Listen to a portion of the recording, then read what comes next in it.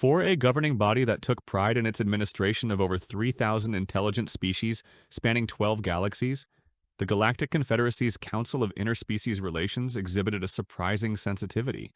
One might think that an entity tasked with the prevention of wars between planets would have cultivated some degree of a sense of humor throughout its 12,000-year history. One would be mistaken. The council chambers, a vast, unnecessarily grand hall with architecture that somehow managed to clash with the artistic tastes of every member species, now hummed with the distinct frequency that signified absolute scandal, the sort of scandal that rendered Ambassador Regian's notorious three-tentacle affair a mere diplomatic misstep. The human said asterisk what asterisk? Ambassador Czar of the Draconid Imperium leaned forward, all six of his ear frills fully extended. First Minister Kolb, a Voxen, a species resembling the result of evolution taking a particularly vengeful approach to basic symmetry, replayed the recording. The hologram displayed the human diplomat, a remarkably average specimen named Reynolds, standing calmly before High Chancellor Vexar of the Voan Directorate. High Chancellor, the recording captured Reynolds saying with the calm demeanor of someone discussing the weather, your proposal is reminiscent of a dish my grandmother used to prepare.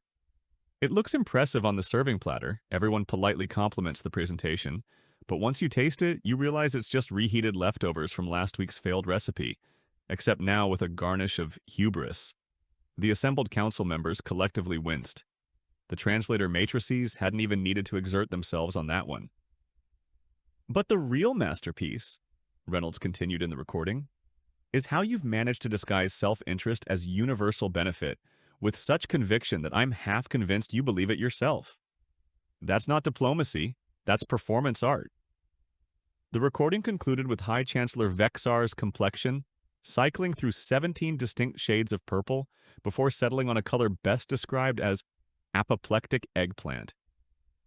Outrageous, huffed Ambassador Peck of the Arachnoid Consortium, clicking her mandibles in distress. The human used no threatening gestures, no display of weapons, and yet Vexnar has been in medical stasis for 3 rotations. First Minister Kolb nodded gravely. The Voxen medical team claims he suffered from what they're calling acute dignitary collapse. Apparently humans possess some form of psychological warfare we failed to detect during their admission process. It's not just psychological warfare, interjected xenolinguist Dr. Manner, the council's foremost expert on communication. It's the peculiar human talent for pinpointing precisely which metaphor will most effectively dismantle another species' emotional composure. The ambassador, whose species communicated primarily through bioluminescent patterns, flashed a sequence that roughly translated to, have we considered that the Voan proposal actually asterisk was asterisk garbage? Dr. Mentor ignored this and continued. Most species develop communication to facilitate cooperation. Humans appear to have simultaneously evolved it, as both a bonding mechanism and a precision weapon. Their historical archives are filled with something they call sick burns that have apparently toppled entire governmental systems. First Minister Kolb tapped a sequence on the central console. Then our course is clear. For the safety of interspecies relations and the dignity of council representatives, we must enact Protocol 772B, effective immediately. The Chamber's AI intoned, Protocol 772B, the formal exclusion of human diplomatic personnel from all official proceedings of the Galactic Confederacy on grounds that they constitute a clear and present danger to the psychological well-being of member species. Thus began the most spectacularly counterproductive decision in the Council's 12,000-year history. Asterisk asterisk the Human Diplomatic Corps. Asterisk asterisk. Ambassador Theodore Kingston. Theo to her friends, the lexical scalpel to her adversaries, had spent 23 years in the Human Diplomatic Corps, honing the art of saying precisely what needed to be said with surgical precision. Her service record was a compilation of seemingly impossible negotiations miraculously resolved. The Proxima Centauri mining rights dispute settled with a 15-minute monologue that somehow convinced both parties they'd won. The Arcturus refugee crisis diffused with a carefully crafted argument containing exactly 7 rhetorical questions that led the opposing faction to negotiate themselves into a solution. And Reynolds? He was one of her protégés. A bit unrefined, perhaps, too direct, but she couldn't fault his effectiveness. Theo sat in her office at the Earth Embassy, a deliberately modest building amidst the towering alien structures of Confederacy Central. She was reviewing Reynolds' now infamous exchange, not with disapproval but with the critical eye of a master craftsperson, evaluating a journeyman's work. Could have been more subtle, she mused, sipping her tea. Actual Earth-grown chamomile, one of the few luxuries she allowed herself. The garnish of hubris line was overkill, perhaps, responded Zack, her Minoan assistant, whose species resembled Earth-preying mantises that had opted to evolve business suits instead of exoskeletons. But the Council's reaction seems disproportionate. Banning all human diplomats because one Voxen couldn't handle criticism? It's not just criticism they can't handle, Zack, Theo said, setting down her cup. It's that they don't understand how we weaponized language in the first place. Humans hadn't always been diplomatic powerhouses. In fact, Earth's initial contact with the Galactic Confederacy had been almost embarrassingly subdued.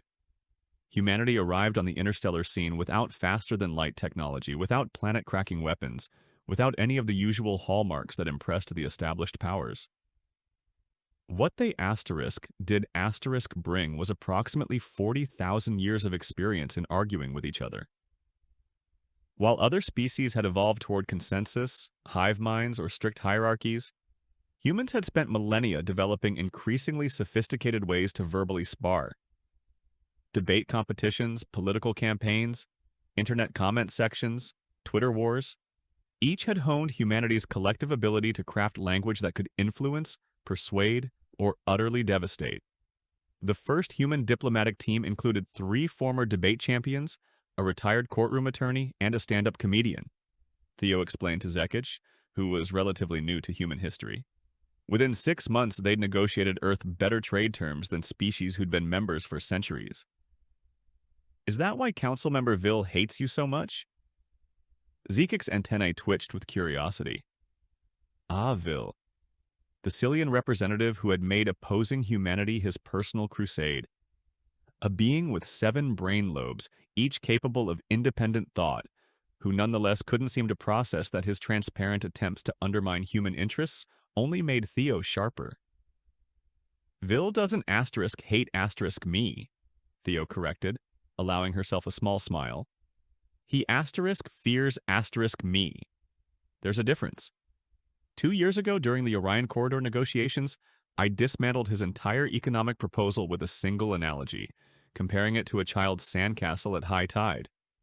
He's never recovered from having his logic unraveled in front of the Trade Commission. Zekich's mandibles clicked in what Theo had come to recognize as amusement. And now he's leading the committee enforcing the human diplomat ban. Ironic, isn't it? Theo's communicator chimed with an urgent message. The species with 7 brains can't see what's coming next, she said. She flicked open the message, and her expression shifted from amusement to focused intensity. Well, it seems the Council is about to learn why banning the people who specialize in words is the verbal equivalent of bringing a knife to a gunfight. Zekich tilted his head questioningly. They've managed to insult the Draic Imperium, Theo explained, already reaching for her coat. And unlike the Voxen, the Dravik don't respond to insults by fainting dramatically. They prefer planetary bombardment. Asterisk. The ban takes effect. Asterisk. The Council's official announcement of Protocol 772b came with all the ceremony and self-importance one would expect from an organization whose ceremonial robes required their own life support systems. The Council has determined, intoned First Minister Kolb with maximum gravity, that human diplomatic personnel constitute a unique risk to the psychological well-being of Confederacy representatives. Their verbal communications have been classified as Class 3 non-physical weapons under Statute 1442 G. The announcement included a 12-point justification that essentially boiled down to, they hurt our feelings and we don't know how to handle it. Across the Confederacy, reactions varied by species. The trill flashed patterns of bioluminescence that translated roughly to eye-rolling. The Draconid Imperium supported the ban while filing requests for human cultural consultants with suspiciously diplomat-like job descriptions. The Arachnoid Consortium's response was an equation that, when calculated, produced what humans would recognize as a facepalm. Most concerning to the Council was the reaction from Earth itself. They had anticipated outrage, possibly threats of withdrawal from the Confederacy, or, at minimum, a strongly worded protest. Instead, they received a brief message from the human government that simply read, "We acknowledge receipt of Protocol 772B and will reply accordingly." This was followed by the immediate and orderly withdrawal of all human diplomatic personnel from Confederate facilities. "They're taking it too." "Well," Councilmember Ville observed during an emergency session, all 7 of his brain lobes pulsing with suspicion. "Humans never accept restrictions without resistance. It's practically their defining cultural trait." "Perhaps they recognize the wisdom of our decision," suggested Ambassador Peck, though her mandibles clicked in a pattern that indicated she didn't believe her own statement. Meanwhile, at the scaled-back Earth Embassy, Theodore Kingston addressed the human diplomatic corps with remarkable serenity for someone whose entire department had just been declared the verbal equivalent of a bioweapon. "The Council has done us a favor," she announced to the surprisingly undistressed diplomats. "They fear our words more than any fleet of warships." A ripple of knowing chuckles spread through the room. "As of today, we're being reassigned as administrative consultants, cultural liaisons, and, my personal favorite," she displayed a new badge, "interspecies communication hygiene specialists. I now officially work in PR." More laughter with an undercurrent of anticipation that would have made the Council nervous if they could have heard it. "The Council thinks they've neutralized us by taking away our diplomatic status," Theo continued, smiling like a chess player watching a predicted move. "What they've done is free us from constraint, while leaving us perfectly positioned to demonstrate why humans evolved language as both shield and sword." She raised a glass of champagne, a human tradition the Council might have recognized as ominous had they studied Earth culture more carefully. "To Protocol 772B, she toasted. "May it go down in Confederate history as the most spectacular bureaucratic self-sabotage since the Great Filing System collapse of 2387. As the humans clinked their glasses, the Council's emergency session continued, blissfully unaware that their ban had accomplished precisely nothing, except allowing humans to operate with even fewer restrictions than before. Asterisk, asterisk. The unexpected crisis. Asterisk, asterisk. The Dravic Imperium didn't declare war so much as announce it as an inevitability. Their communique arrived precisely 3 standard days after the human diplomat ban took effect, delivered by a messenger whose species evolved specifically to look intimidating when delivering bad news. The being, 7 feet tall with obsidian-like skin and bioluminescent markings that pulsed in patterns universally recognized as extremely unhappy, stood before the Council with the air of someone who knew they were about to ruin everyone's day and was thoroughly enjoying the prospect. "The supreme hierarch of the Dravic Imperium," the messenger intoned, voice modulated to hit the precise frequency that caused mild digestive distress in most carbon-based life forms, "acknowledges your recent communication regarding trade routes through the Persad Nebula." The Council members exchanged confused glances. No one recalled sending any communication to the Dravic about Persad Nebula trade routes. "The Supreme Hierarch wishes to inform you," continued the messenger, clearly savoring each word, "that your characterization of Dravic territorial claims as, and I quote, administratively convenient but historically dubious, has been officially recognized as a Class 3 insult under the Imperium's Codex of Martial Honor." First Minister Kolb's skin blanched to a sickly beige. "There must be some mistake. We sent no such—" "The Supreme Hierarch," the messenger steamrolled over the interruption, "further notes that your suggestion that Dravic cartography appears to have been drawn by an intoxicated quantum fluctuation constitutes a Class 2 insult against ancestral mapping traditions." Several Council members gasped. One fainted. Council member Ville's 7 brain lobes began pulsating in emergency patterns. As per Dravic custom, the messenger concluded with unmistakable satisfaction, you are hereby granted 48 standard hours to issue a formal retraction and tribute payment of 79 billion credits, or face immediate commencement of hostilities. A thin, lipless smile. The Imperium New Planet Cracker Fleet await your response. With that, the messenger bowed, somehow making even this polite gesture seem threatening, and departed, leaving the council chamber in stunned silence. Who, First Minister Kolb finally managed, voice trembling, sent an insulting message to the most militaristic species on the universe? Investigations revealed the culprit, an automated translation system recently upgraded by a well-meaning but catastrophically misguided junior administrator. What had been intended as a routine acknowledgement of border delineation had been translated into Dravic high speech, with all the cultural sensitivity of a sledgehammer performing neurosurgery. The council convened an emergency session. Traditional diplomatic protocols were invoked. The Cillian delegation, led by Ville, volunteered to craft a response that would soothe the Dravic without appearing weak. It failed spectacularly. The Supreme Hierarch, reported a second messenger 24 hours later, finds your apology physically painful to read, and questions whether it was composed by beings with functioning neural systems. The Arachnoid Consortium's representative tried next, deploying their species' renowned logical precision to defuse the situation. The Supreme Hierarch, came the response, acknowledges your logical constructs but finds them spiritually empty and worthy of annihilation on principle alone. 3 more attempts followed, 3 more spectacular failures. With each rejection, the Dravic demands increased, now including territorial concessions and exclusive mining rights to 17 star systems.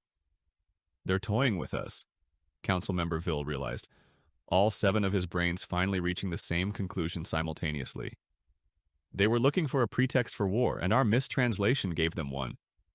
The situation deteriorated further when intelligence reported the Dravic battle fleet had moved into position at the edge of Confederate space. Their infamous planet cracker weapons devices capable of inducing catastrophic tectonic instability in terrestrial worlds had been powered up in what military analysts termed a not subtle at all warning posture. In the council chambers, panic set in. Species who had been members for thousands of years began making preparations to evacuate their homeworlds. Economic markets across 3 galaxies plummeted. The Galactic Confederacy, that grand 12,000-year experiment in interspecies cooperation, teetered on the brink of collapse over what amounted to a cosmic misunderstanding. There's only one solution, First Minister Kolb said finally, his voice hollow with resignation. We need someone who can speak to the Dravic in language they respect, someone who understands psychological warfare conducted through words. Ambassador Puck's mandibles clicked in a pattern of grim realization. You mean? Yes, Kolb confirmed. We need a human. The same council that had banned human diplomats for their dangerous way, with words now desperately needed exactly that skill. The irony was lost on no one, except perhaps the council members themselves. Asterisk, asterisk. The loophole. Asterisk, asterisk. Council member Ville discovered the loophole after 46 hours of panic-driven research, collapsing onto his workstation when he found it. It's in subsection 42 gamma, he explained after being revived with stimulants. The ban prohibits human diplomatic personnel operating in asterisk, officially designated diplomatic capacities asterisk. Yes, that's the point, said First Minister Kolb. But it doesn't prohibit humans in asterisk advisory asterisk capacities, Ville continued. Nothing prevents hiring a human as a cultural consultant who happens to be present during negotiations. The loophole was technically legal, if ethically questionable. The council's specialty. Within hours, a classified message reached the Earth Embassy with the vague subject, Request for Specialized Consulting Services. Theo had been expecting this message since the crisis began and smiled when Zekich delivered the tablet. How long did it take them? She asked. 46 hours, 17 minutes, Zekich replied, mandibles clicking in amusement. I won 50 credits in the office pool. The offer was as expected. She would serve as a cultural interpretation specialist, officially advising council representatives. Unofficially, everyone knew she would handle the actual negotiation, while the council maintained the illusion of control. Preparations were absurdly secretive. Theo was smuggled into headquarters in a container labeled delicate xenobiological specimens. Vil briefed her inside a sonic isolation chamber. The Dravik respect strength, Vil explained unnecessarily. Their language has 14 words for dominance, but none for compromise. I'm aware, Theo replied. I've met their war speakers before. You asterisk have asterisk? Vil's brain lobes pulsed with surprise. 3 times, Theo confirmed. The last one cried. Vil looked horrified yet impressed. Remember, you're asterisk only asterisk a consultant. You cannot speak directly to the Dravik. Theo smiled. Of course not. That would violate the ban. As she reviewed the briefing materials, Theo made notes in a leather-bound notebook, an archaic practice that confused Confederate surveillance. Her strategy would not only defuse the crisis, but ensure the Council never again underestimated humanity's greatest weapon. The Dravik warships were now 6 hours away. The countdown to either peace or war had begun. Asterisk, asterisk. The confrontation. Asterisk, asterisk. The Dravik delegation arrived with the subtlety of a supernova.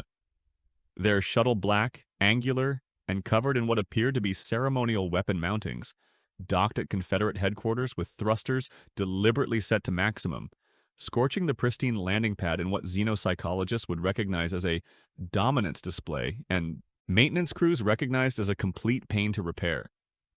The Grand Hall had been prepared according to known Dravik preferences. Minimal lighting, temperature reduced to what most species would consider uncomfortably frigid, and air composition adjusted to include trace amounts of sulfur compounds that the Dravik found pleasantly nostalgic of their volcanic homeworld, and everyone else found reminiscent of rotten eggs. War Speaker Kadra entered, flanked by 4 guards whose ceremonial armor appeared designed specifically to accommodate as many bladed weapons as physically possible. The War Speaker himself stood 7 feet tall, his leathery gray skin covered in bioluminescent markings that pulsed in patterns universally recognized as extremely dangerous and probably enjoying it. His facial structure resembled earth crocodiles that had evolved to walk upright and develop advanced technology while retaining all their predatory instincts. Behind the Confederate negotiating table sat First Minister Kolb, Council Member Vil, and 3 other senior representatives. Theo Kingston sat in a smaller chair slightly behind them, officially labeled Cultural Interpretation Support on the seating chart. She wore a simple gray suit with no markings or decorations, deliberately unremarkable in a room where everyone else had opted for their most impressive ceremonial regalia. The Supreme Hierarch of the glorious Dravik Imperium acknowledges your willingness to meet, War Speaker Kadra began, speaking in the formal third person required by Dravik diplomatic protocol.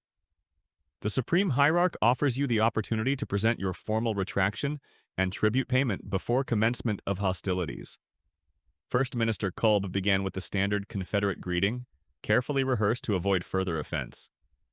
The Council of Interspecies Relations welcomes the esteemed representative of the Supreme Hierarch has no interest in your meaningless platitudes, Kadra interrupted, bioluminescent markings flaring with irritation.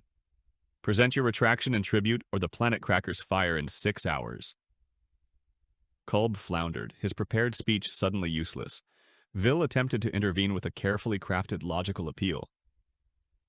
The War Speaker's expression grew increasingly contemptuous.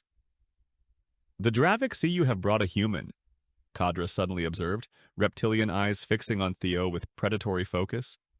The Supreme Hierarch finds this interesting, given your recent ban on human diplomats. Perhaps you recognize your own weakness. Theo remained impassive. Council protocol now required the Confederate representatives to explain that the human was merely present in an advisory capacity, not as a diplomat. But before Kolb could stammer through this explanation, Theo leaned forward and whispered in his ear. Kolb's expression shifted from nervous to confused, Then, reluctantly, he nodded. War Speaker Kadra, as you have directly addressed our cultural consultant, I invite her to respond to your observation. Theo stood, waiting one deliberate beat longer than was comfortable before speaking.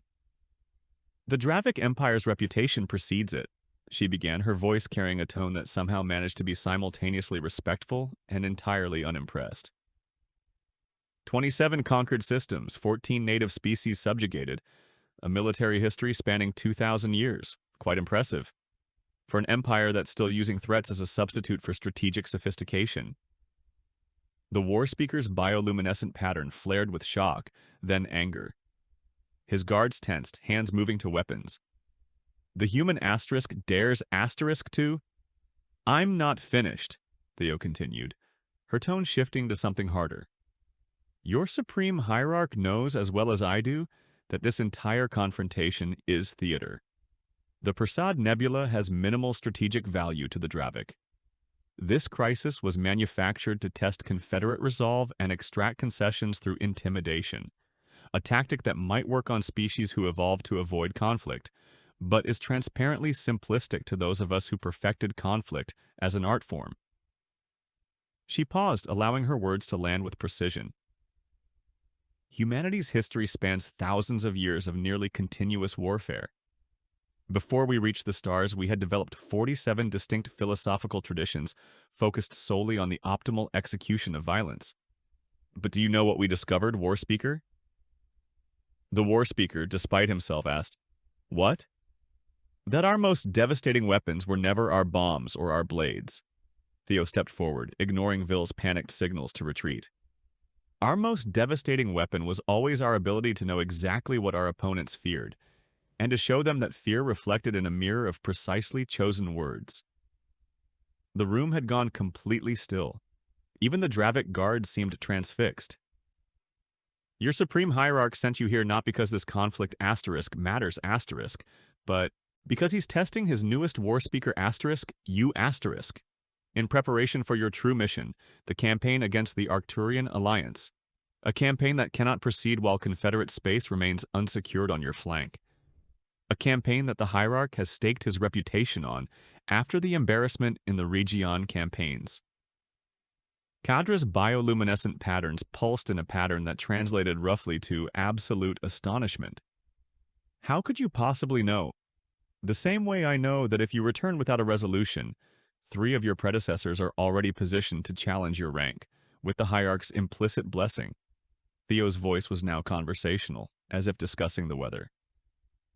The Dravic tradition of replacement through failure is well documented. I imagine your ceremonial armor would look quite impressive displayed in the Hall of Fallen War Speakers.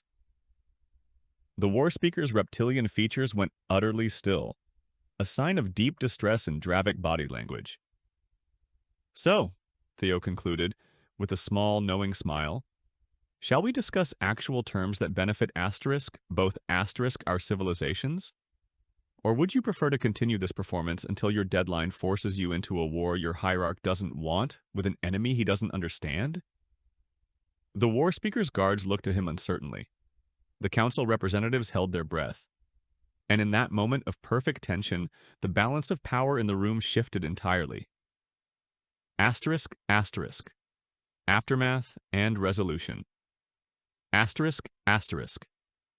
3 hours later, the Dravic fleet reversed course. The signed agreement contained not a single credit of tribute payment, no territorial concessions, and, most surprisingly, included a formal apology from the Imperium for the regrettable misunderstanding.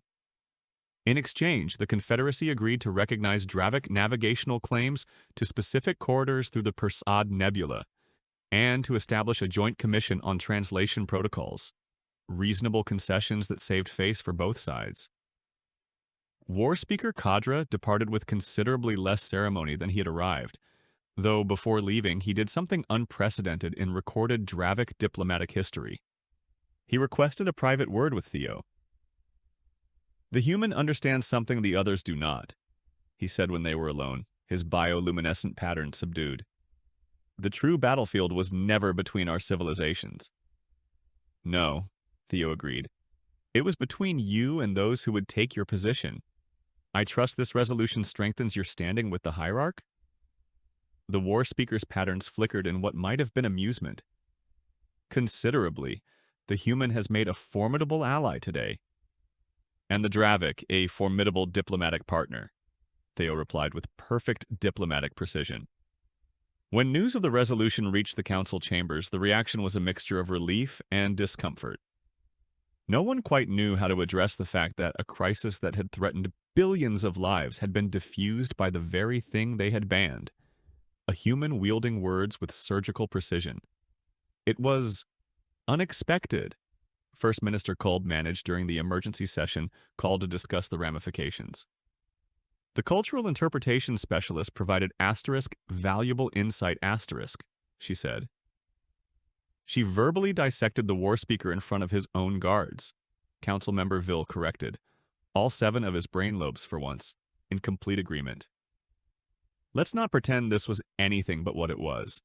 A demonstration of exactly why we enacted Protocol 772B, and simultaneously why it was a catastrophic mistake.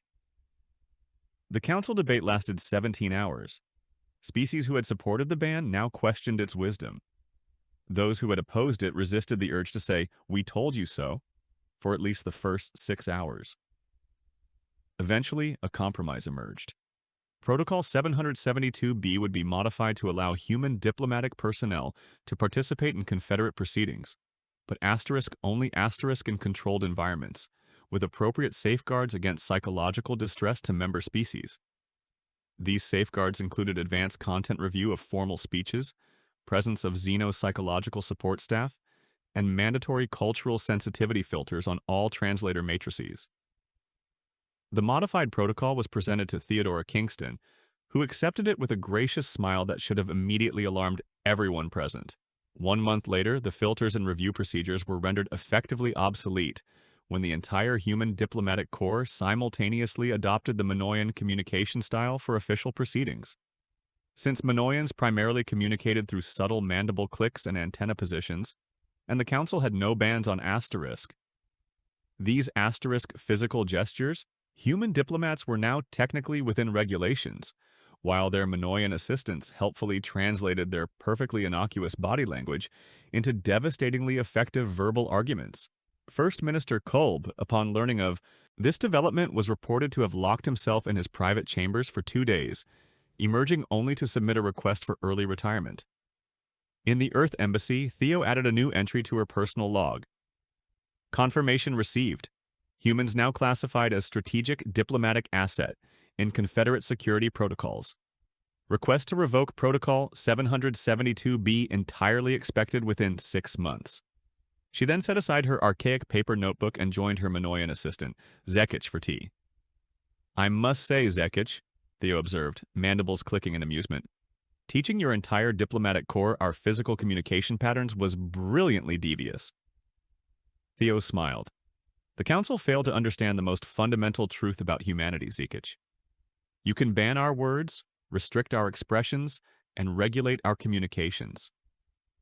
She took a sip of her tea before concluding, but you can never, ever, stop us from finding a way to say exactly what we need to say.